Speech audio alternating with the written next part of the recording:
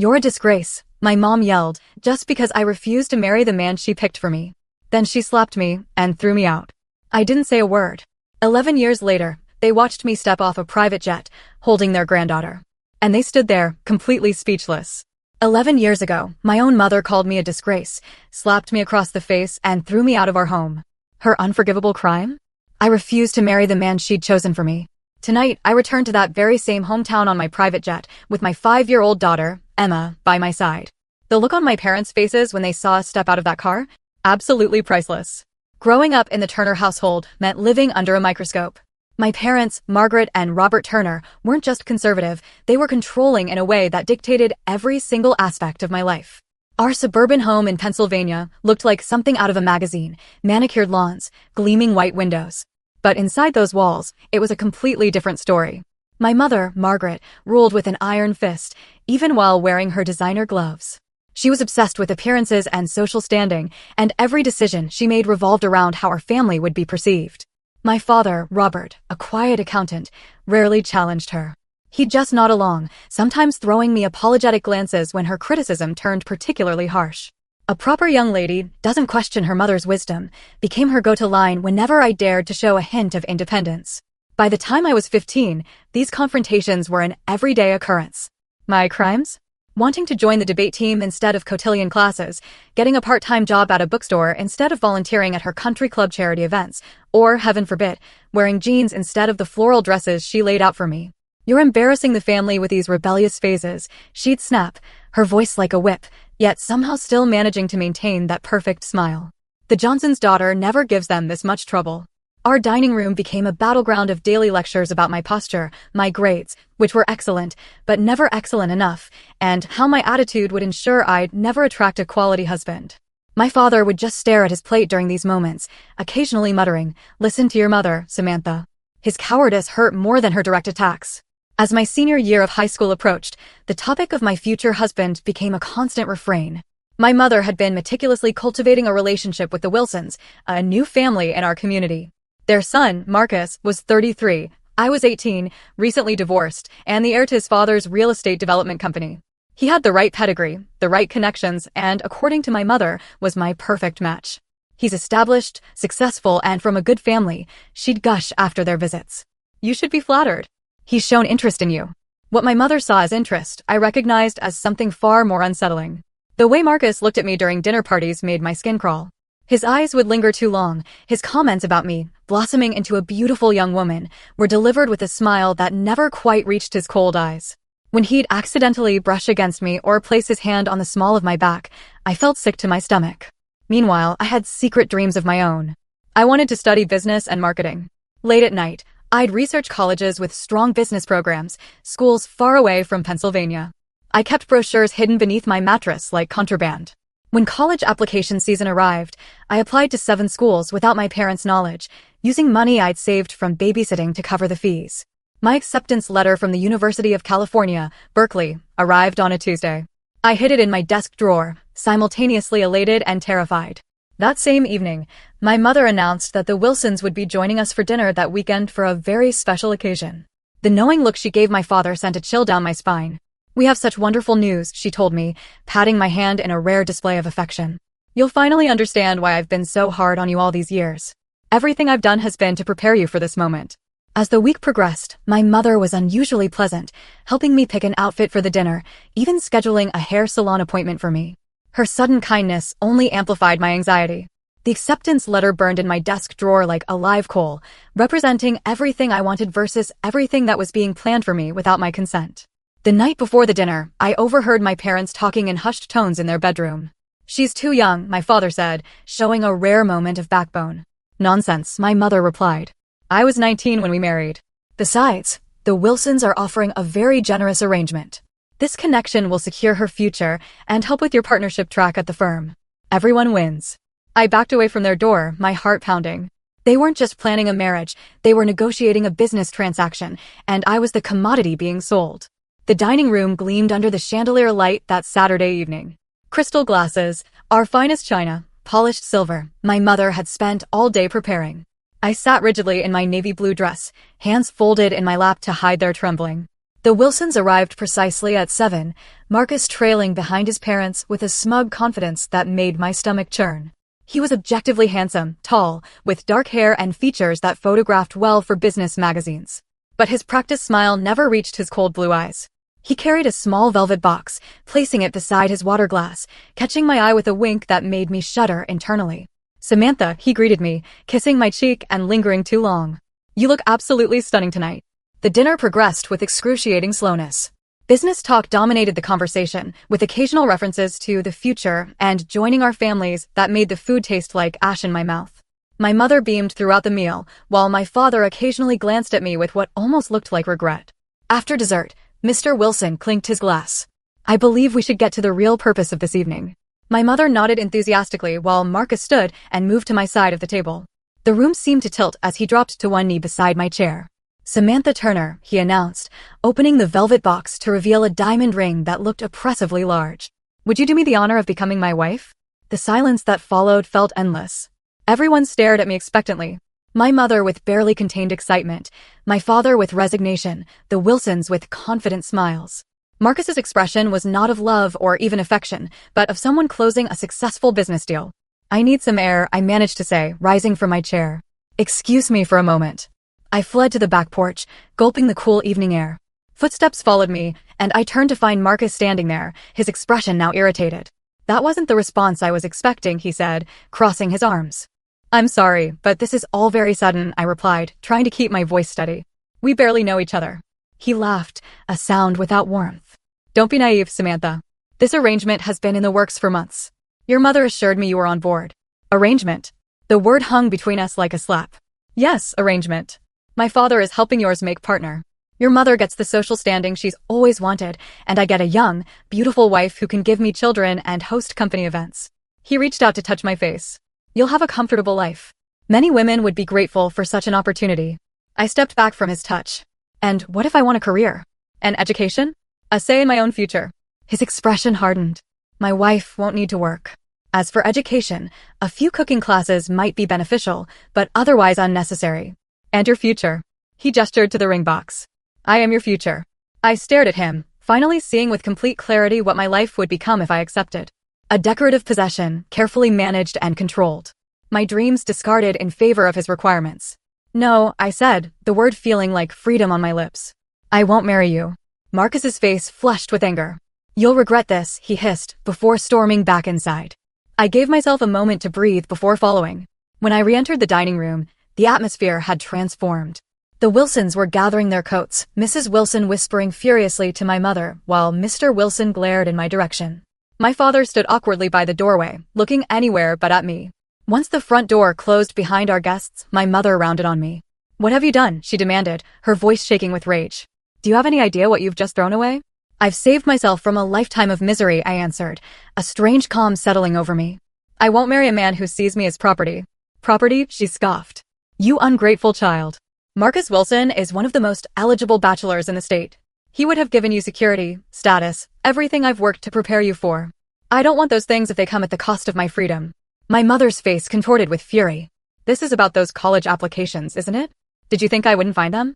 That I wouldn't see the letter from Berkeley?" My heart sank. She had been through my things. "I want to study business," I said, straightening my spine.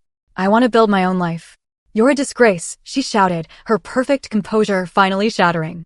"After everything we've done for you, the Wilsons will never speak to us again. Your father's career is ruined because of your selfishness." I looked to my father, hoping for support, but he just stared at the floor. "I'm sorry you feel that way," I said quietly. "But I won't change my mind." The slap came without warning, her palm connecting with my cheek with enough force to snap my head to the side. The sting spread across my skin as tears sprang to my eyes from the shock and pain. "Get out," she whispered, her voice deadly quiet. "If you're too good for the life we've planned for you, then you can leave and see how well you do on your own." "Margaret," my father finally spoke, his voice weak. "She's just a teenager." "No," my mother cut him off. "She's made her choice. Now she can live with it." I stood frozen, my hand pressed to my burning cheek. "You don't mean that." "Pack your things and get out of my house," she replied, turning her back to me. "You're no daughter of mine." I climbed the stairs in a daze, grabbed my school backpack and filled it with essentials, some clothes, my toothbrush, the college acceptance letter, and the small amount of cash I had saved. When I returned downstairs, my mother was nowhere to be seen. My father stood by the front door, his face ashen. "Dad," I pleaded. "Please don't let her do this." He reached into his wallet and pressed $300 into my hand. "This is all I can do," he whispered. "I'm sorry, Samantha." Then he opened the door to the rainy night outside. I stepped past him, the door closing firmly behind me. I stood on the porch of the only home I'd ever known, rain soaking through my dress, my face still stinging from my mother's slap. I was truly alone. The rain soaked through my clothes as I walked away from my childhood home, each step taking me further from everything familiar and deeper into an uncertain future. My cell phone buzzed in my pocket. My mother hadn't thought to take that away. With trembling fingers, I called the only person I could think of. "Audrey, it's Sam. I need help." Audrey Jackson had been my best friend since 5th grade. Unlike my other friends, whose parents moved in the same social circles as mine, Audrey came from a working-class family. My mother had always referred to her as my charity project, a comment that made me furious. Within 30 minutes, Audrey's beat-up Honda pulled alongside the curb where I waited, sheltering under a bus stop. "What happened?" she asked as I climbed into the passenger seat, my backpack and drenched clothes dripping onto her floor mats. Through tears, I explained everything: the arranged marriage, my refusal, my mother's brutal reaction. Audrey's parents welcomed me with open arms, setting up a makeshift bed on their living room couch. "Stay as long as you need," Mrs. Jackson told me, her kind eyes so different from my mother's cold stare. 2 weeks stretched into a month. I enrolled in community college, using my acceptance letter from Berkeley as proof of my high school completion. Berkeley itself would have to wait. The tuition was impossible without my parents' support. I found work at a local coffee shop, then added weekend shifts at a grocery store, and took on evening babysitting for a neighbor. My life became an exhausting cycle of work, classes, and brief periods of sleep. My first apartment was a studio the size of my old bedroom, with peeling wallpaper and cockroaches that scattered when I turned on the lights. The mattress on the floor, the single plate and fork, the shower that only ran cold, these were my new reality. Each night, I would collapse into bed, my body aching from standing all day, my mind racing with assignment deadlines and bill due dates. The scholarship rejection letter came on a Tuesday, 3 months after I'd moved out. I had pinned so much hope on that possibility, a full ride that would let me transfer to a 4-year university. The thin envelope contained a single sheet. "We regret to inform you that due to the high volume of qualified applicants." That night was the closest I came to breaking. Sitting on my mattress, staring at my prepaid phone, I contemplated calling home. Maybe if I apologized, agreed to their terms, I could escape this grinding poverty. My finger hovered over the number I still knew by heart. Instead, I called Audrey, who talked me down from my moment of weakness. "You've come too far to go back now," she reminded me. "Remember why you left." The next morning, my hands shaking from exhaustion as I prepared lattes at the coffee shop, I spilled a customer's order. As I apologized profusely and remade the drink, the woman watched me with curious eyes. "Rough few months," she asked when I handed her the replacement. "Rough few months," I admitted with a tired smile. Her name was Ella Carson, and she was the marketing director for a mid-sized local company. Something about our brief interaction must have impressed her because she returned the next day and the day after that. On her third visit, she handed me her business card. "We have a junior position open," she said. "No experience required, but it demands someone smart who can think on their feet. The hours are better than this place, and it includes benefits. Interested?" That moment changed everything. The position was entry-level, mainly answering phones and organizing files, but it came with regular hours and health insurance. More importantly, it gave me a foot in the door of the industry I dreamed of entering. I continued taking night classes, now focusing exclusively on business and marketing. Elaine became more than a boss. She became the mentor I desperately needed. She noticed my interest in the campaigns they developed, my questions about strategy and client needs. 6 months into the job, when I presented her with ideas for improving their social media approach, she actually implemented them. "You have good instincts," she told me after the campaign showed positive results. "Keep developing them." My first promotion came after I stayed late for a week straight to help rescue a project for a major client. The small raise meant I could quit the grocery store job and focus more on my studies. The second promotion, 18 months later, allowed me to move to a slightly better apartment, one without roaches and with reliable hot water. There were still moments of crushing doubt. When a pipe burst in my apartment, ruining my textbooks. When I got sick but couldn't afford to miss work. When I would see photos on social media of my high school friends graduating from prestigious universities, while I was still piecing together my education one community college class at a time. But with each challenge I overcame, my confidence grew.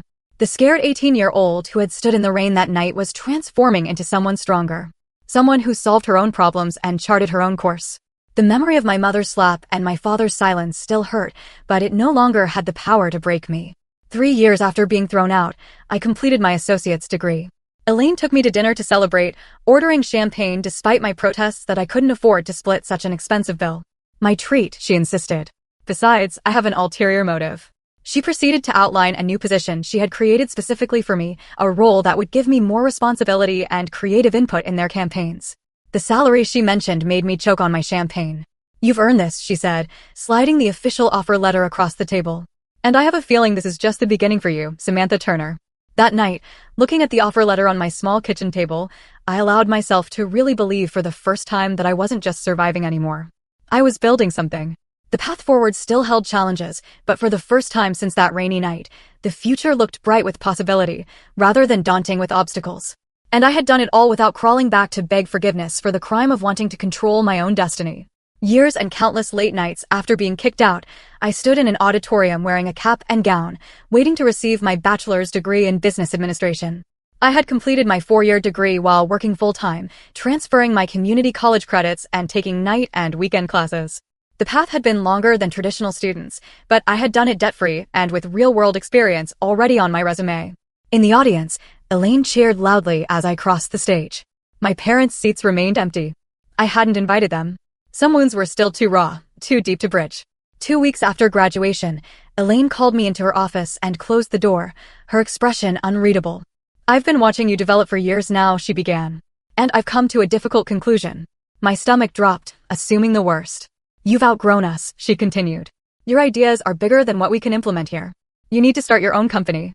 I laughed, thinking she was joking. "With what capital?" "My massive savings from my entry-level marketing salary." She slid a check across the desk, her personal check for $50,000. "Consider this seed money," she said when I tried to refuse. "Not a gift, but an investment. I want 15% equity in whatever you build." With shaking hands, I accepted both the check and the challenge. I rented a tiny office space, barely more than a closet, and registered Turner Marketing Consultants as an official business. My focus would be helping small businesses develop digital marketing strategies, an area traditional agencies often neglected due to smaller budgets. The first 6 months were terrifying. I took on any client I could find, working 18-hour days, handling everything from strategy to implementation to bookkeeping. 2 clients canceled their contracts, nearly sinking me before I'd properly begun. I learned painful lessons about contracts, cash flow, and setting proper expectations. The turning point came when I developed a social media campaign for a struggling local bakery that increased their foot traffic by 300% in 1 month. The owner, thrilled with the results, referred me to other small business owners. Word spread, and suddenly I had more potential clients than I could handle alone. I hired my first employee, a recent graduate named Lisa, who reminded me of myself a few years earlier. Then a second, a third. By the end of my 2nd year in business, Turner Marketing occupied a real office with 8 employees, and I had repaid Elaine's initial investment while she retained her equity stake. It was during a pitch meeting for what would be our largest client yet that I met Michael Reynolds. He owned a chain of sustainable home goods stores and was looking to expand nationally. Unlike most potential clients who focus solely on metrics and ROI during initial meetings, Michael asked thoughtful questions about my business philosophy and long-term vision. "I like how you think," he said at the end of my presentation. "You understand that marketing isn't just about selling products, it's about building relationships with customers who share your values." We won the contract, and over the next few months, I worked closely with Michael to develop his brand's expansion strategy. Our professional relationship gradually evolved as we discovered shared interests beyond business, a love of obscure documentaries, hiking trails, and passionate debates about everything from environmental policy to the best way to make pizza dough from scratch. On our 3rd dinner meeting that had nothing to do with business, Michael asked if he could kiss me. The fact that he asked permission rather than assuming, that small gesture of respect for my boundaries, told me everything I needed to know about his character. Our relationship progressed with the same thoughtfulness. Michael celebrated my ambition rather than feeling threatened by it. When my company secured its first $1 million client, he surprised me with champagne and took me skydiving.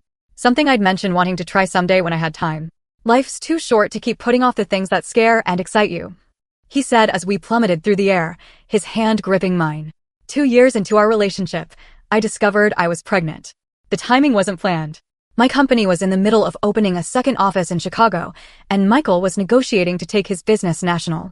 The pregnancy test in my hand represented another unplanned detour in my carefully constructed life. What are you thinking? Michael asked when I showed him the test, his voice gentle. I'm thinking about my mother, I admitted, how she had such specific plans for me and how angry she was when I chose a different path. I don't want to be that kind of parent. He wrapped his arms around me. We'll figure this out together. Whatever you decide, I'm with you. His unconditional support made the decision clear. 9 months later, our daughter, Emma, came into the world 5 pounds, 6 ounces of determination, with her father's green eyes and what the nurses called a very opinionated cry. Holding her, I made a silent promise that she would always know her voice mattered, her choices were her own, and that love didn't come with conditions. Balancing motherhood with running a growing company presented challenges I hadn't anticipated. I brought Emma to the office in the early months, converting a storage room into a nursery. My employees, now numbering 25 across 2 offices, adjusted to strategy meetings occasionally interrupted by a baby's cries.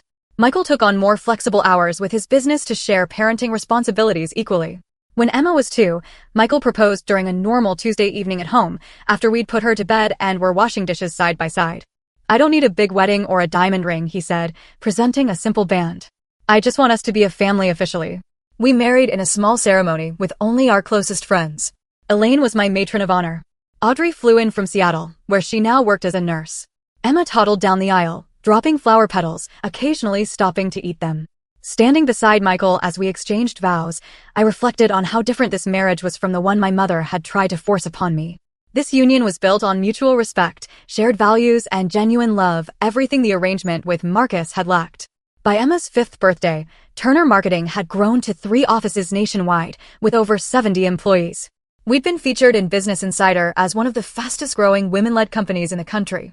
The purchase of the company jet, a small U.S. Cessna Citation, was a business decision that made practical sense given how often I traveled between offices.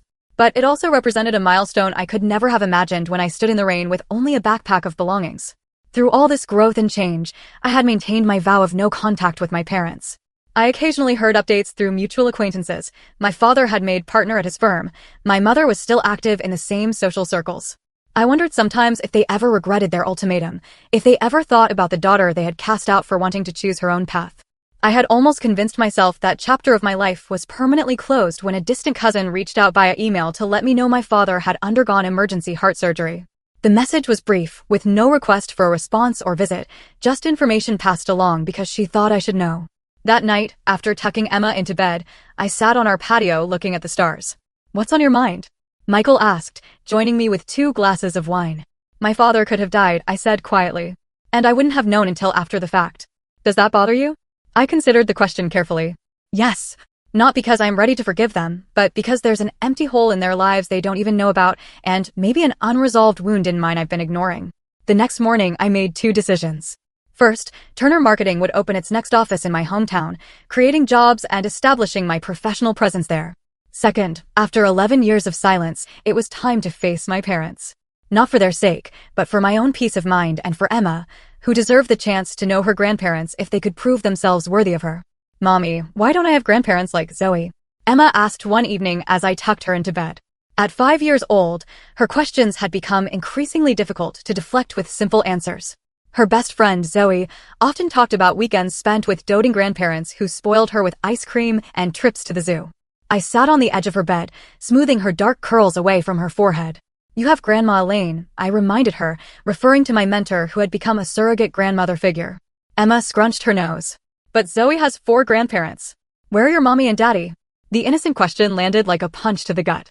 For years, I had successfully compartmentalized the pain of my estrangement from my parents, focusing instead on building my business and my new family.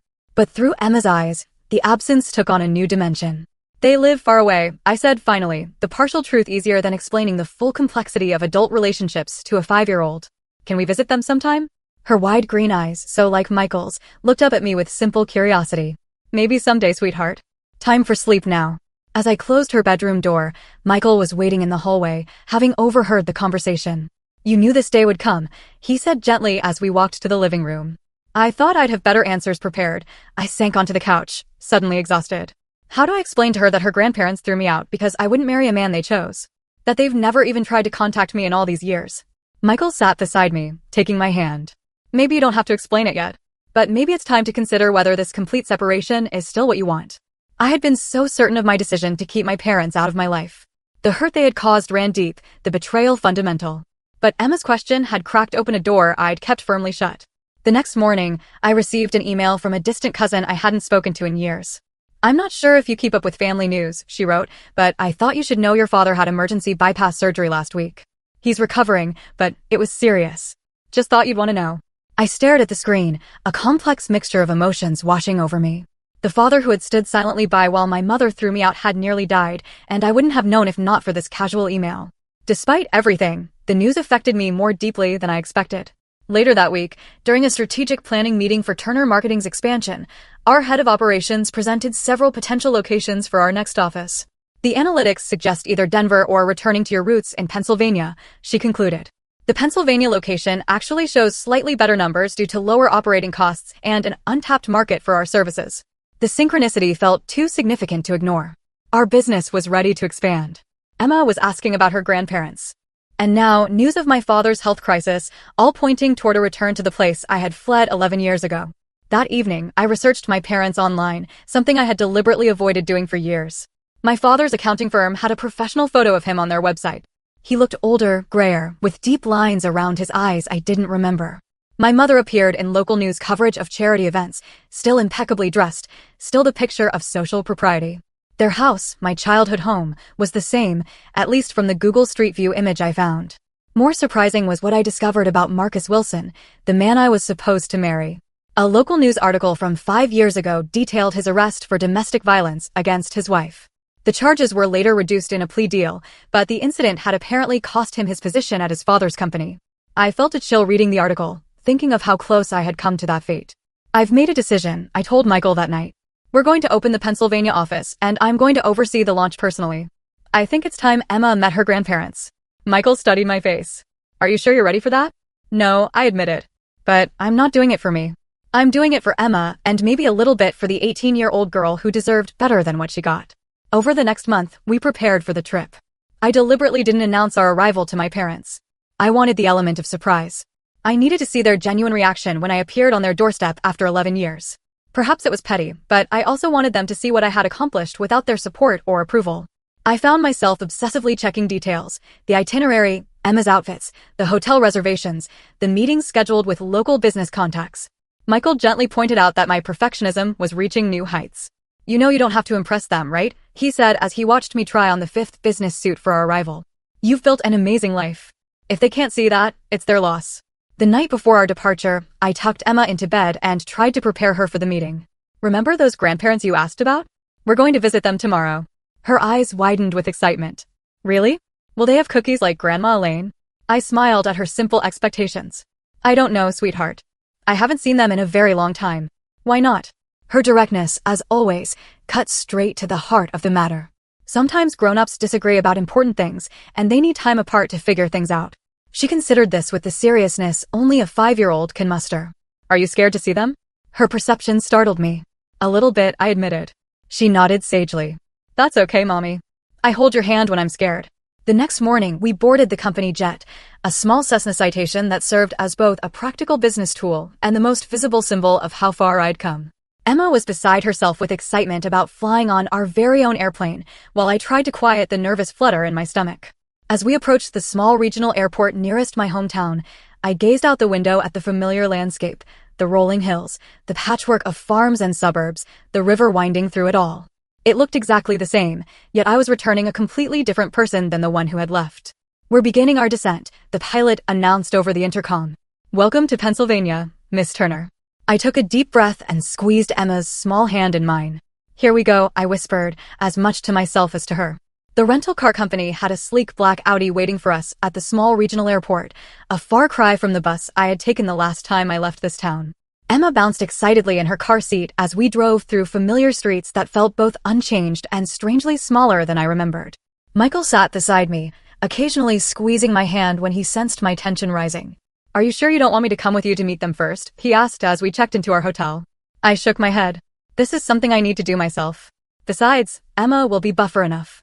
After settling into our suite and changing Emma into a pretty blue dress that matched her eyes, I stood before the mirror adjusting my own appearance. The woman who stared back bore little resemblance to the terrified teenager who had fled this town 11 years ago. My hair was styled in a confident bob. My tailored blazer and dress screamed success, and the slight lines around my eyes spoke of both laughter and determination. "Ready, sweetheart?" I asked Emma, who was already by the door, impatient to meet these mysterious grandparents.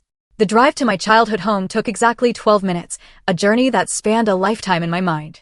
As we pulled up to the familiar two-story colonial, I noticed signs of neglect that hadn't been visible in the online photos. The once pristine lawn was patchy, the white trim needed painting, and the flower beds my mother had obsessively maintained looked sparse and overgrown. "Is this where you grew up, Mommy?" Emma asked, pressing her face against the car window. "Yes, from the time I was born until I was 18. "It's pretty," she declared with the easy acceptance of childhood. We sat in the car for several minutes while I gathered my courage. Finally, taking a deep breath, I helped Emma out and walked up the familiar path to the front door. The doorbell chime was the same one I remembered, a pretentious Westminster melody my mother had specially installed to impress visitors. The door opened to reveal my father, noticeably thinner than in his website photo, wearing a cardigan despite the warm weather. His eyes widened in shock, his mouth forming a perfect O of surprise. "Samantha," he whispered, as though seeing a ghost. "Hello, Dad," I replied, my voice steadier than I felt. His gaze dropped to Emma, who was partially hiding behind my legs while peering curiously at this stranger. "Who's at the door, Robert?" My mother's voice called from inside, followed by her appearance in the hallway.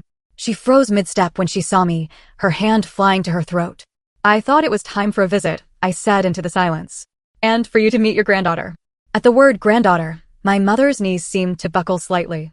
My father reached out to steady her, an automatic gesture that spoke of long habit. "This is Emma," I continued, gently urging my daughter forward. "Emma, these are your grandparents, Mr. and Mrs. Turner."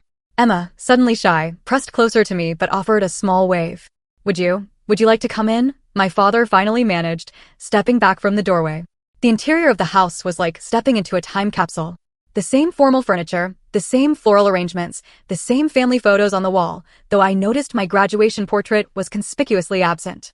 Only the layer of dust on some surfaces and the slightly worn upholstery suggested the passage of time. "Can I get you something to drink?" my mother asked automatically, her social hostess training kicking in despite her obvious shock. "Apple juice for Emma would be nice. Water is fine for me." As my mother disappeared into the kitchen, my father gestured awkwardly toward the living room. Emma immediately gravitated toward a crystal figurine on the coffee table. "Please don't touch that, sweetheart," I said. "It's very fragile." "Actually," my father said, surprising me. "It's okay." He carefully took down the crystal unicorn and handed it to Emma. "This was your mother's favorite when she was little, too." My mother returned with drinks, her hands visibly shaking as she set them down. An awkward silence descended as we all sat, the weight of 11 years of absence hanging heavy in the air. "Your hair is different," my mother finally said, an inane observation that almost made me laugh. "A lot of things are different, Mom. We saw you in Business Insider," my father blurted out. "The article about fastest-growing companies led by women. We have a subscription." This revelation caught me off guard. "You saw that?" "We've seen all of them," my mother said quietly. "The feature in Marketing Monthly, the interview on Channel 9 when you opened your Chicago office, the charity gala where you received the Young Entrepreneur Award." My confusion must have shown on my face because my father stood suddenly. "Wait here," he said, disappearing upstairs. While he was gone, Emma, bored with adult conversation, asked my mother, "Do you have any toys?" A flash of pain crossed my mother's face. "No, I'm afraid we don't. We weren't expecting. We didn't know." My father returned carrying a large scrapbook, which he placed on the coffee table between us. I opened it to find newspaper clippings, printed web articles, and photographs, a comprehensive collection of every public mention of me or my company over the past decade. "Your room is exactly as you left it," my father said as I silently turned the pages. "Margaret wouldn't let anyone touch it." I looked up sharply. "My room? Would you like to see it?" my mother asked, her voice uncharacteristically uncertain. Leaving Emma happily with a crystal figurine collection under my father's watchful eye, I followed my mother upstairs.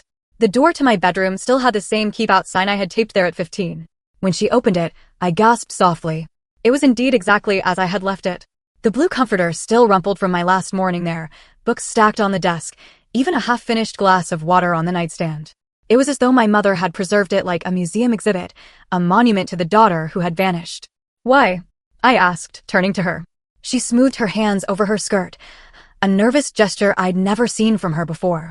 "At first, I was so angry, I couldn't bear to come in here. Then, when the anger faded, it became a reminder of my greatest failure." The admission hung between us, neither of us quite ready to unpack its full meaning. Back downstairs, Emma had charmed my father into showing her photo albums, specifically pictures of me as a child. "You were little like me," she giggled, pointing at a photo of 5-year-old me covered in mud after a rainstorm. "Your mother was always headstrong," my father told her with unexpected warmth. She knew her own mind even then. As Emma continued to flip through the album, I took the opportunity to ask the questions that had been burning inside me for 11 years. "Why did you never try to contact me?"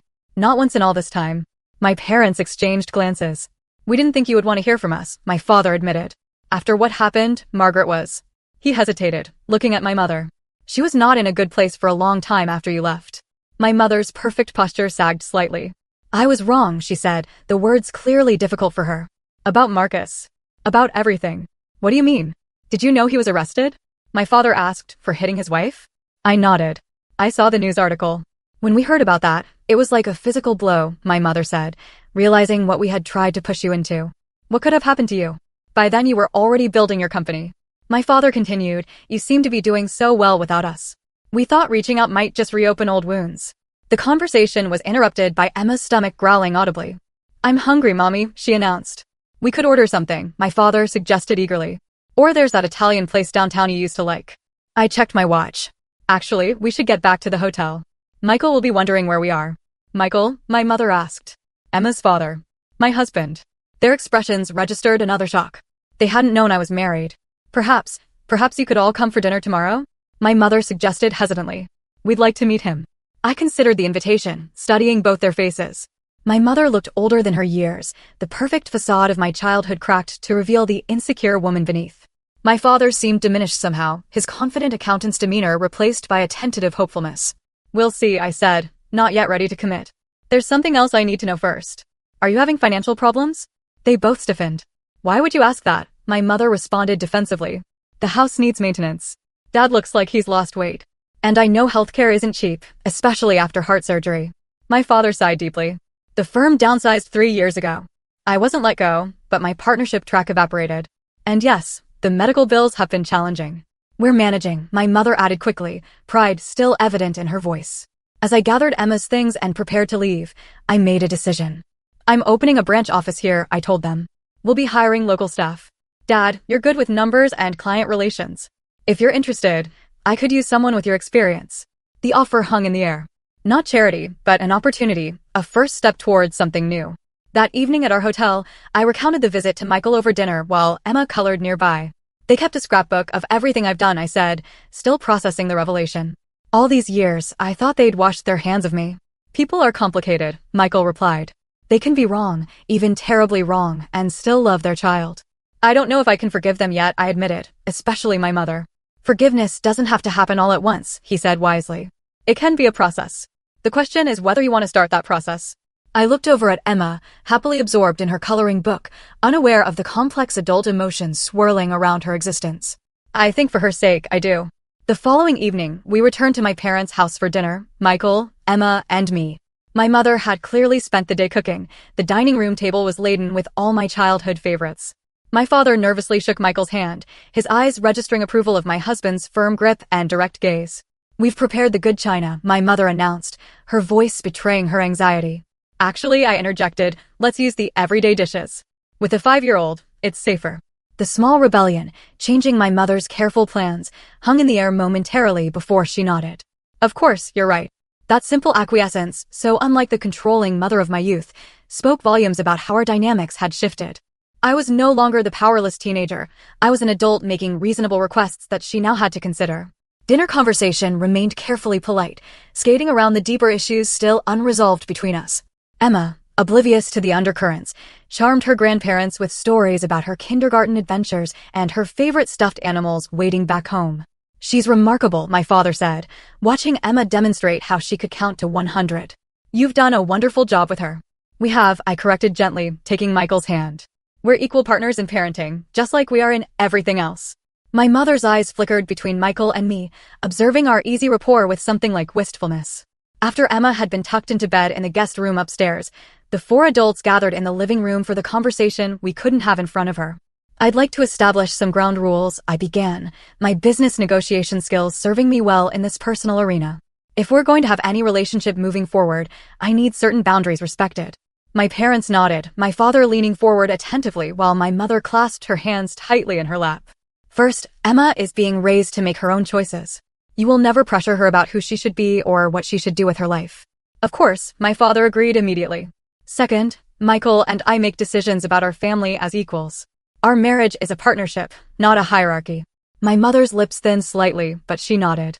Third, I'm offering Dad a position at the new office because he's qualified and we need someone with his skills.